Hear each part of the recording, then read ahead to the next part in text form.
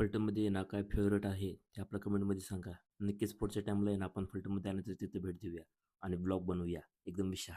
नमस्कार London, America. मी शिव जोशी. काय मिशे hard. कुठेही गावाला जायचं असेल तर आपला रथ नेहमी तयार असतो आणि तुम्हाला माहिती आहे आपल्या रथाशिवाय आपण कुठे जाणार नाही. सकाळ सकाळ चेष्टा झाले राव. पेट्रोलच्या टाकल्या चावी अडकून बसली. त्यातच 15-20 मिनिटे गेले. मग काय तेल टाकलं आणि कशी बशी चावी काढली. हे घ्यायचं होतं ज्वारीचे ठिकं. मग काय घेतलं ते आणि ठेवलं आपल्या रथावर पुढं.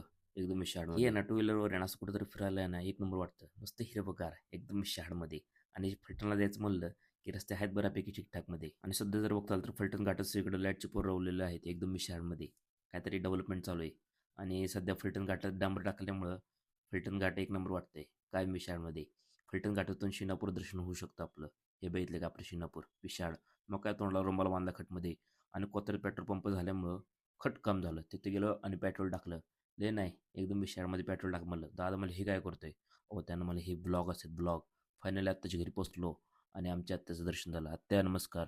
गेल्या गेला स्वामी समर्थांचं दर्शन झालं. कुठेही जावा स्वामी आपल्या पाठीशी असतात नेहमी. पहिल्यांदा देवीचं दर्शन घेतलं मस्तपैकी आणि आपल्या आज फेवरेट भाजी होती जेवायला म्हणजेच वांग्याची भाजी आणि चपाती. एक नंबर विशाळमध्ये.